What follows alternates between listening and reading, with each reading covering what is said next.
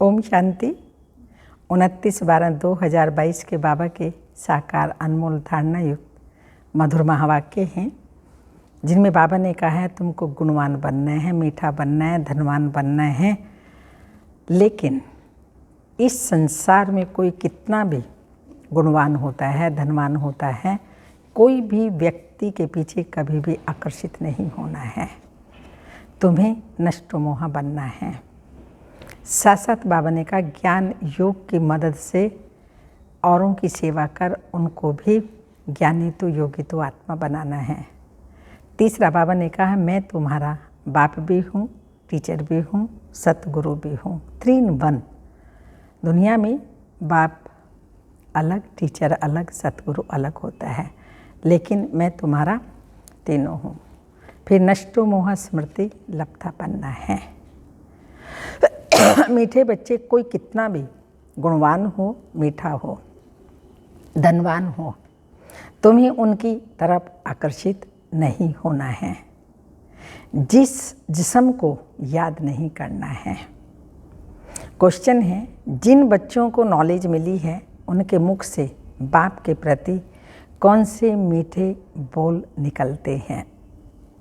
Answer, ओहो बाबा, आपने तो हमें जीदान दे दिया, इतना सुंदर जीवन बना दिया। मीठे बाबा, आपने हमें सृष्टि के आदि मध्य अंत की नॉलेज देकर सर्व दुखों से छुड़ा दिया। कितना शुक्रिया निकलनी चाहिए। दिन रात ऐसे मीठे बाबा की, प्यारे बाबा की दिल से शुक्रिया निकलना चाहिए। क्या नहीं दिया बाबा ने हमको? सर्वगुण संपन्न, 16 कला संपूर्ण, संपूर्ण निर्विकारी, मर्यादा पुरुषोत्तम, अहिंसा परमो धर्म बना दिया। इसमें सब कुछ आ जाता है।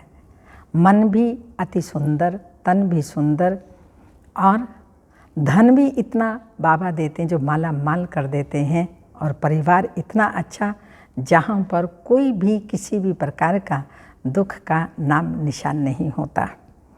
क्वेश्चन है दूसरा, अंत के समय बाप के सिवाय किसी में भी रग ना जाए, उसके लिए क्या करना है?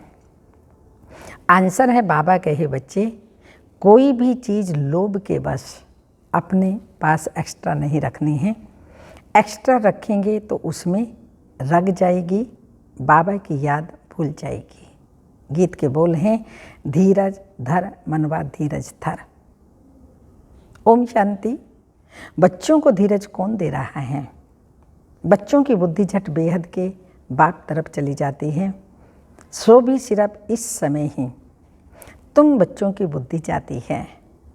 यूँ तो बेहद बाप की तरफ बहुतों की बुद्धि जाती है, परंतु उन्हों को ये मालूम ही नहीं है कि यह संगम युग है।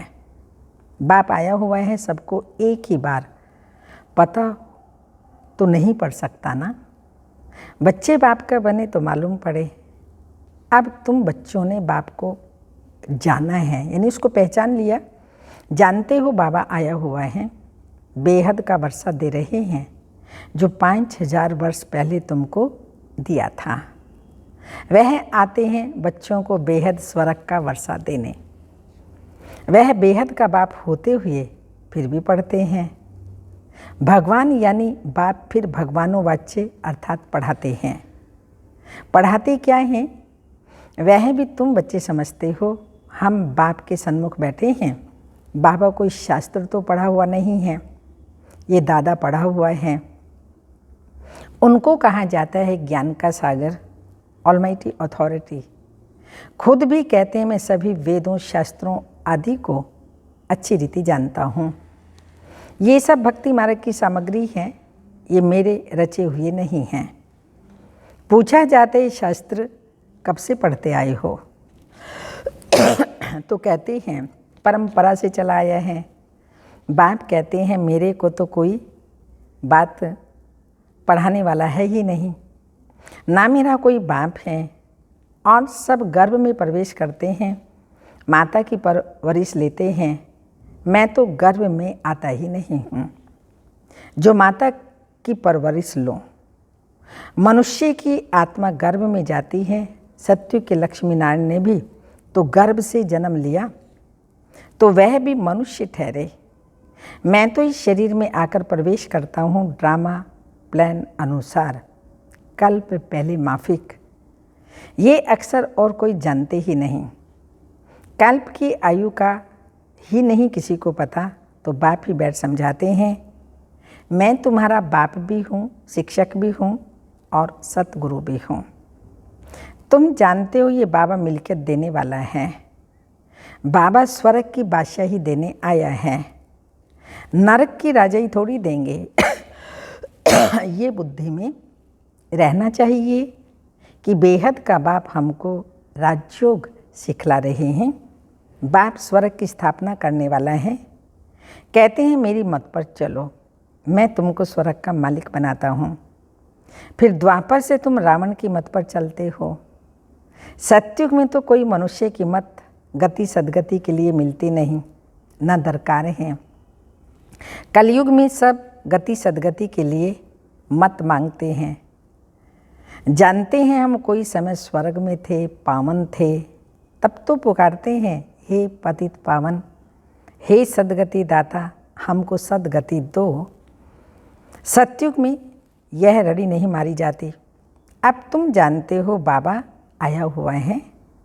बहुत सरलता से राजयोग सहज ज्ञान की मत देते हैं। उनकी श्रीमत है, ऊंचे ते ऊंचा है भगवान, उनसे ऊंचा और कोई है ही नहीं।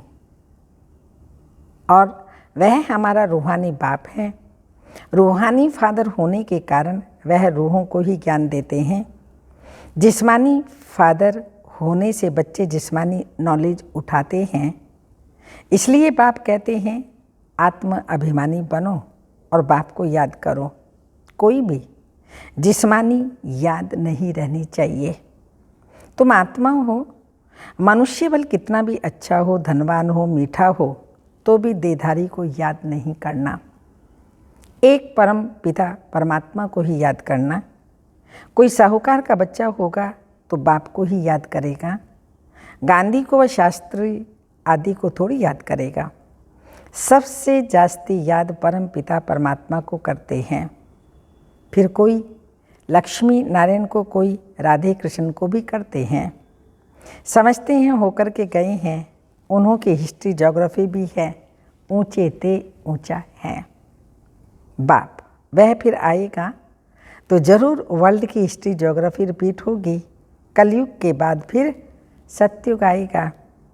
परंतु यह सिवाय तुम बच्चों के और किसी को मालूम ही नहीं है। सिर्फ कहने मात्र कह देते हैं हिस्ट्री रिपीट, समझते कुछ भी नहीं है। पहले तुम भी ऐसे थे जो हम भी कुछ नहीं जानते थे, ना समझते थे। समझते थे बरोबर लक्ष्मी नारायण का राज्य था, परंतु कितना समय चला, क्या हुआ, फिर वह कहाँ चले गए, कुछ भी पता नहीं था। अभी भी नंबरवार अच्छी रीति धारण कर श्री मत पर चलते हो।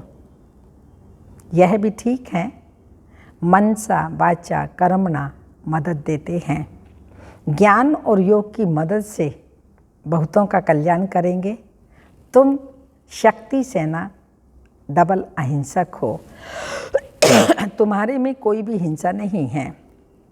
तुम किसी को भी दुख नहीं देते। कितनी बड़ी बात बाबा कह रही हैं। तो हर कोई अपने आप से पूछे, चाहे मनसा से चाहे वाचा से, मैं किसी को दुख तो नहीं देता हूँ, या कर्म नामे कोई ऐसा कर्म तो नहीं करता हूँ जिससे औरों को दुख हो। तो बाबा ने कहा मनसा वाचा कर्म ना, तुम बहुतों को क्या करते हो, सुख देते हो। ज्ञान और योग की मदद से बहुतों का कल्याण करेंगे। तुम शक्ति सेना डबल अहिंसक हो। तुम्हारे में कोई भी हिंसा नहीं है। तुम किसी को दुख नहीं देते हो। हिंसा अर्थात दुख देना, घूसा मारना, तलवार चलाना व काम कटारी चलाना, ये सब दुख देना है। तुम कोई भी प्रकार का दुख नहीं देते हो, इसलिए अहिंसा परमो धर्म कहा जाता है। मनुष्य तो सब हिंसा करते हैं, है ही रावण राज्य। मनुष्यों ने तो श्री कृष्ण के चरित्रों में भी हिंसा दिखा दी है। तुम बच्चे जानते हो श्री कृष्ण तो राजकुमार था। उनके ऐसे चरित्र जीवन कहानी की बात ही नहीं, चरित्र है ही ईश्वर के। वही रत्नाकर सौदागर ज्ञान का सागर है, जादूगर है। अरे निराकार परमात्मा पर सौदा कैसे करेगा? सौदागर तो मनुष्य होगा ना। तो इन बातों को तुम जानते हो कैसे सौदागर रत्नाकर है। उनको सब याद क्यों करते हैं? हे पतित पावन, सर्व के सद्गति दाता, दुख हरता सुख करता। महिमा भी एक की ही है। यह महिमा ना तो सूक्ष्म वतनवासी न स्थूलवासी की हो सकती है। ये महिमा है मूल वतन निवासी शिव बाबा की। ऊंचे से ऊंच है पाप, हम आत्माएं उनके बच्चे हैं। हम सब नंबरवार पाठ बजाते आते हैं। बाप कहते हैं ये जो नॉलेज तुमको सुनाता हूँ वह प्रालोप हो जाती है। वो गीताएं तो ढेर हैं, फिर भी पुरानी गीताएं निकलेगी, तुम्हारे कागज़ थोड़ी निकलेंगे। गीता बहुत भाषाओं में है, ऊंचे ते ऊंची गीता है, परंतु सब बनाई है मनुष्यों ने। यथार्थ तो है ही नहीं, इसलिए सब अंधेरे में हैं। तब गाया जाता है ज्ञान सूर्य प्रगटा, अज्ञान अंधेर विनाश। इस सूर्य की महिमा नहीं, ज्ञान सूर्य की महिमा है। ये सूर्य धूप देता है, सागर पानी देता है। उनके नाम इन पर, इनके नाम उन पर लगा दिए हैं। ज्ञान सागर को ही ज्ञान सूर्य कहते हैं। तुम जानते हो हमारा अंधियारा अब दूर हो गया है। सृष्टि के आदि मध्य अंत को तुम ही जानते हो। जब रचयिता के पाठ को जानते हो तो औरों के भी पाठ को जरूर जानेंगे। तुमको नॉलेज मिल रही है, तुम जानते हो ये बाबा बहुत प्यारा है। हमारा शिव बाबा बहुत मीठा, बहुत प्यारा है। हमको जिए दान देते हैं, दुख से छुड़ाते हैं, काल के चंबे से छुड़ाते हैं। कोई मरने से बच जाते हैं तो कहते हैं डॉक्टर ने जिए दान दिया। तुमको तो एक ही बार ऐसा जिए दान मिलता है जो तुम कभी भी बीमार नहीं होंगे। सत्युग त्रेता में बीमारी का कोई नाम निशान नहीं होगा। फिर यह नहीं कहना पड़ेगा फलाने ने जिए दान दिया। ये बिल्कुल नई बात है। अभी तुम जीते जी बाप के बने हो। कोई कोई फिर माया रावण अपनी तरफ खींच लेती है, उसे कहेंगे रावण रूपी काल खा गया। ईश्वरीय गोद में आकर फिर बदल कर आसुरी गोद में चले जाते हैं। काल ने नहीं खाया, परंतु जीते जी ईश्वर के बने। फिर जीते जी रावण के बन पड़ते हैं। यहाँ धर्मात्मा बने, फिर जाकर अधर्मी बन जाते हैं। यहाँ संगम पर धर्म का राज्य है, वहाँ अधर्म का राज्य है। सतयुग में है ही एक धर्म, कलयुग में अधर्म है। अधर्म का राज्य, कौरवों का राज्य पांडवों के साथ कहते हैं श्री कृष्ण थे, तुम्हारे साथ शिव बाबा हैं। जुआ की कोई बात नहीं है। राजे न कौरव ने की न पांडवों की। बाप आकर धर्म का राज्य स्थापन करते हैं। चाहते भी हैं राम राज्य हो, हम स्वर्गवासी बने, अर्थात ये नरक है। परंतु किसको सीधा नरकवासी कहो तो बिगड़ पड़ते हैं। तो बाप बैठ बच्चों को समझाते हैं बेहद का बाप निराकार है। बेहद के बाप को ही भगवान कहा जाता है। हद के बाप को भगवान थोड़ी कहेंगे। श्री कृष्ण को थोड़ी ज्ञान का सागर पतित पावन कहेंगे। उनकी महिमा सिर्फ तुम ब्राह्मण जानते हो। तुमको बाप आकर आप समान बनाते हैं। बाप भी जानते हैं, तुम बच्चे भी जान जाते हो। वर्षा मिल जाता है।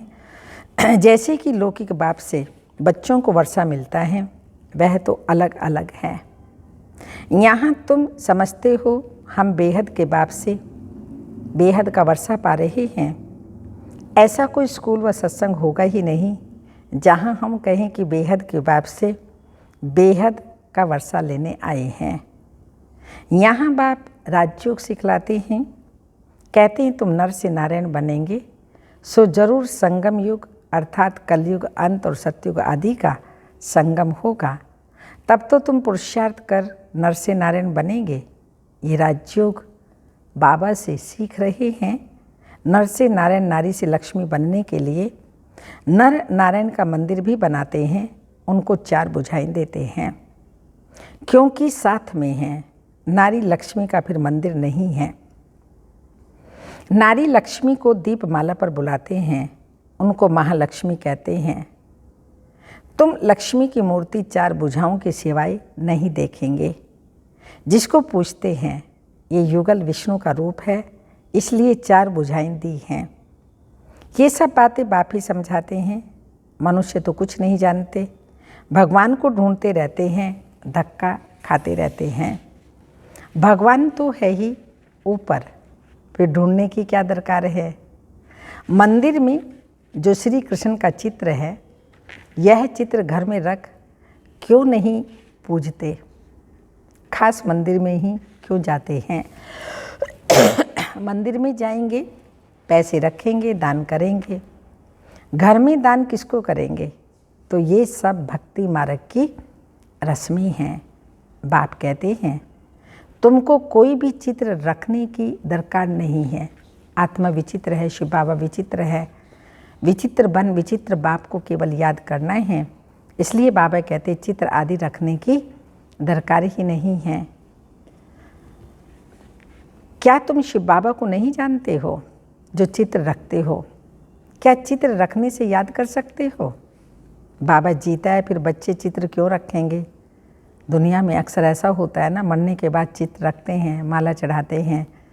हाँ, जितने भी देवी देवताएं हैं आज वो हैं नहीं हैं, उनके जड़ चित्र हैं, उन पर माला चढ़ाते, पूजा करते, क्योंकि है नहीं। लेकिन जो जीता जागता है उसके ऊपर कभी भी माला नहीं चढ़ाएंगे। तो बाबा ने कहा मैं तो जीता हूँ, मैं मरा थोड़ी हूँ, मैं मरता ही नहीं हूँ। हाँ, बाबा सदा ही है, उसको सदा शिव कहते हैं। बाकी और कोई भी, हाँ, बाप तुमको ज्ञान दे रहा है, फिर चित्र क्या करेंगे। बूढ़े हैं, याद भूल जाती है, इसलिए चित्र दिया जाता है। बाकी और कोई भी देहधारी को याद करते रहेंगे तो अंत समय में वही याद आएगा। कुछ ना कुछ रग है तो वह तुम्हारे पीछे पड़ेगा। हाँ, भूत बनकर के पीछे पड़ जाएगा। तो बाबा इसलिए कहते किसी देहधारी को याद नहीं करो। शरीर छोड़ देता है, चला जाता है, तो उसकी आत्मा को शांति का, शक्ति का दान दो, सहयोग दो, पर उसके अंदर तुम्हारी अटैचमेंट की रग नहीं जानी चाहिए। तो बाकी और कोई भी देहधारी को याद नहीं करना है। अंत समय वही याद आएगा। कुछ ना कुछ रग है तो वो तुम्हारे पीछे पड़ेगा। फिर भल कितना भी शिव बाबा के चित्र रखो, अगर रग और तरफ होगी तो वह याद जरूर आएगा। इसलिए बाप कहते हैं बच्चे पूरा नष्टो मोहा हो जाओ। किसी भी चीज़ में मोह होगा, 2-4 जोड़ी जूते होंगे तो वह याद आएंगे। इसलिए कहा जाता है कोई भी वस्तु में नहीं रखो, नहीं तो बुद्धि उसमें जाएगी। सिवाय बाप के कोई को याद ना करो।